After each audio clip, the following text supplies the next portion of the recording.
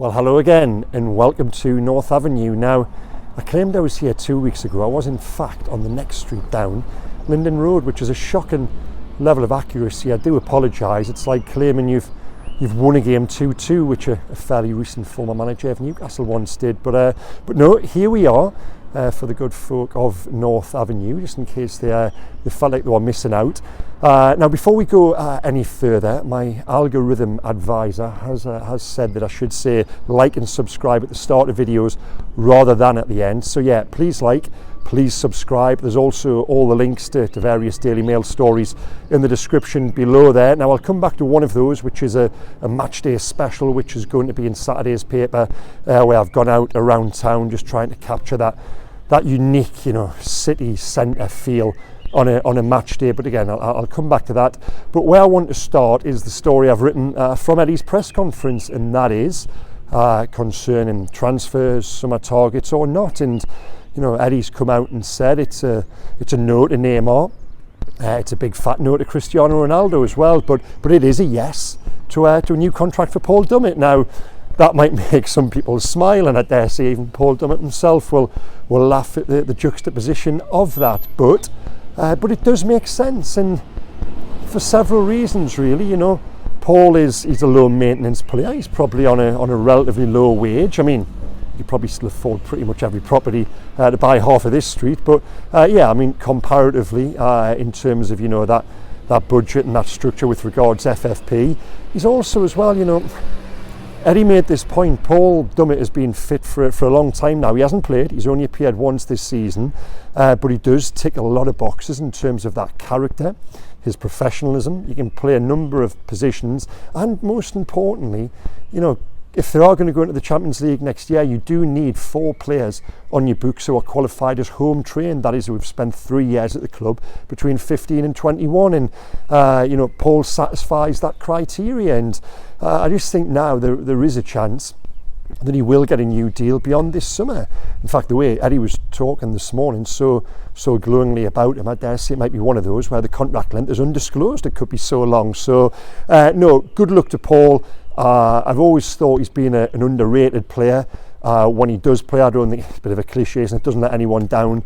But I wouldn't be surprised now, just on the back of what Eddie said there this morning, if Paul Dummett does get a new deal. Now, for those supporters who want to hear news which is, shall we say, slightly sexier than that, and that is no disrespect to Paul, who I've got the utmost respect for, and I hope he does stay at the club.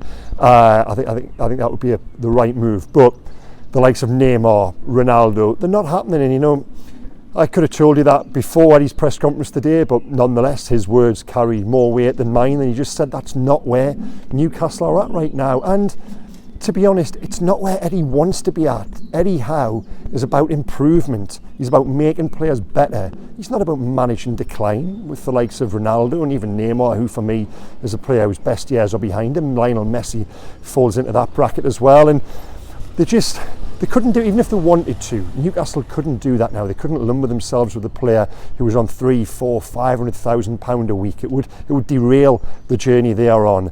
I said this, a couple of weeks ago about Declan Rice and Mason Mount, players who very different profile they would want, but the money right now, makes them not an option. Now, we did laugh in the press room earlier because one of the stories was suggesting that Cristiano Ronaldo could be loaned to Newcastle. Well, if the relationship with the Saudi clubs is that tight and that good, why don't they sign Declan Rice and loan him to Newcastle and cover 80% of the wages? That certainly would be one way around FFP. But yeah, like I say, we did say that with a smile. And I think Newcastle's recruitment this summer will follow the model. If it's not broke, don't try to fix it. I've made this point so many times, haven't I? I think what they have done is the envy of Europe on earth, and Bruno Guimaraes, Sven Botman, even Alexander Isak now is looking at an absolute bargain at £60 million. So yeah, continue doing what they're doing. They've proven themselves to be astute in terms of identifying talent and value, and that is the model they're going to stick to. Listen, it's taken them to the verge of the Champions League now, so who are we to disagree with that? Now, we were there this morning with Eddie. He was in good form, very relaxed, a happy place, no doubt. We know why. Everything is going so well at the moment. His players, himself, the football club are on a massive upward trajectory, and it takes them to the Arsenal game on Sunday. Now, the two questions I asked of Eddie Howe this morning, first of all, he's fairly smart, isn't he? I put it to him that Sam Allardyce had said that he was as good as Pep Guardiola and Jurgen Klopp this week. Now, as I asked the question of Eddie, he was smiling.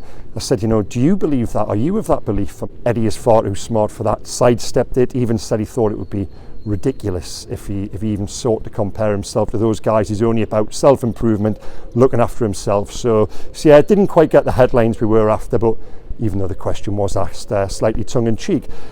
I say that, but at the source of it for myself was almost a serious point, and this comes back to Eddie Howe at the moment is the only permanent English manager, British manager for that matter, in the top 10 who actually is competing with Pep Guardiola, with Jurgen Klopp. It's not Sam Allardyce. And Eddie is even, this is good news for Newcastle fans, I suppose, but he's still flying under the radar, I think, to a degree. Now, if he was Edward Howitzer from Stuttgart or the Rhine Valley, he would be this mythical manager who was being linked with all the big vacancies at the moment. Now, he's not. He's Eddie from Dorset, and thankfully, from our perspective as a reporter up here who wants the clubs I cover to do well, thankfully he is here. And I've made this point repeatedly now. It's, for everything else around the club in terms of recruitment, the ownership, everything which has changed, the one overriding reason they are where they are for me is the manager, and just that improvement brought about in players.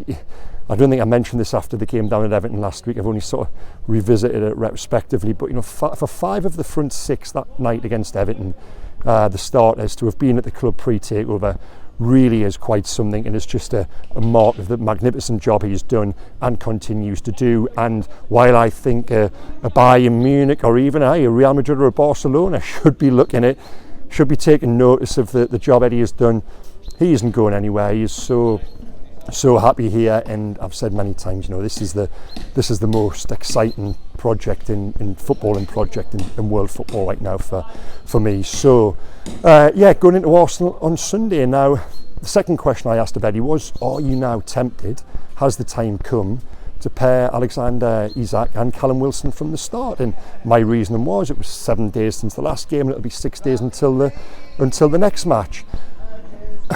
Eddie said it's not the first time he's been tempted to do it, but he's got to make a decision for the team. And I honestly think, fitness-wise, if Sean Longstaff isn't able to prove his fitness over the next 48 hours, this might just be the time when he does. That's helpful.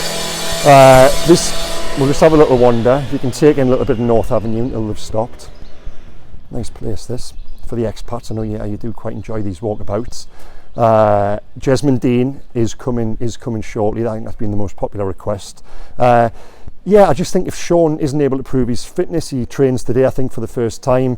I think we might see Alexander Isak on the left and Callum Wilson through the middle. If not, you'll probably see Sean come back into the midfield, Joe Linton pushed out left in the role in which he's excelled. He's been brilliant, hasn't he, Joe Linton? We talk about Isak and Wilson there. For me at the moment, if there's one player you can't be without, it is Joe Linton, and I think he will be key to setting that tone from the off against Arsenal. And I really do think this is the game when we come to reflect on Sunday. It will be the end of Arsenal's title challenge. I do, and I just think, I've helped write Graham Souness's column for the Mail this week, and he said, if there's one place in the country, as well as Manchester City, you don't want to be going to right now, it is St James's Park. And with everything which is planned for Sunday in terms of the scarves, the flags, that atmosphere from the off, the form Newcastle are in, 8 wins out of 9, I honestly do think it will be a home victory, and come the end, we'll be talking about, like I said, the end of their title challenge, and what could well be almost the confirmation of Newcastle playing Champions League football next season. In terms of the current mathematics of that, now they are still in the driving seat, but they have just got that slight worry of Liverpool in the rearview mirror, haven't they? And Brighton as well. I don't think Brighton are going to win all of the games, but in terms of us guys writing copy, they're a problem mathematically because they've still got half their bleeding season to play, haven't they? So in terms of saying Newcastle are guaranteed Champions League football, the fact that Brighton have still got so many matches to play, we can't commit that to print, but nonetheless, I've been consistent on this for a few weeks now, haven't I? Absolutely convinced Newcastle will will confirm their top 4 status in the next few weeks with even matches to spare. Now, which brings me back to the piece I've got going in tomorrow's Daily Mail, and my bosses down in London who have occasionally been up here have always been quite taken, and this is something perhaps we take for granted.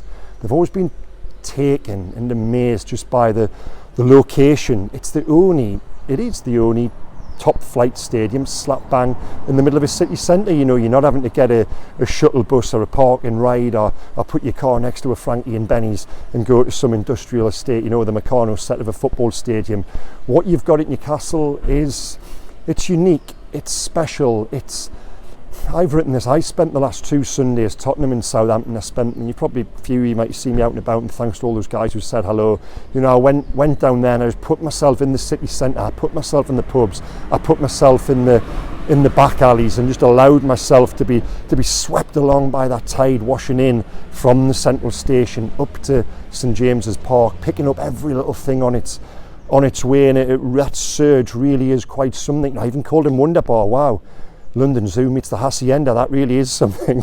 That was an eye-opener. But again, that spirit, that togetherness, that music, that movement, it just captures everything the city is about right now. And it always was there. This isn't something new. The Newcastle match day experience, I've always said, Saturday 3 o'clock at home, it's just a wonderful thing. Even when the team was getting beat, I spoke to Mad Mick Edmondson, the DJ in Wonderbar. I've known a lot of years, a great guy, and he said, it always has been mental, was his quote, but only now you've got that hope. It doesn't really matter for Newcastle supporters about necessarily winning a trophy. That's not what they're desperate for. They've just been longing for optimism, for that togetherness, for the feeling of everyone pulling in the right direction. I really hope the piece I've written does capture that, with thanks to the guys from War Flags who give me some amazing colour on. Spent a little bit of time with them in terms of what they do. It was a really enjoyable piece to write, and please click on the link below and go and have a read. Now, that's just about it for now for me. I'll be back on Sunday after the game against Arsenal. I hope you've enjoyed this little walkabout. It is quite pleasant in these parts, isn't it? So get your requests in we'll take this on location between now and the end of the season, and then we'll have some summer specials as well before we do take it to Milan in Madrid. So take care, guys. Like, subscribe, all the rest of it. Thanks for watching. Bye bye.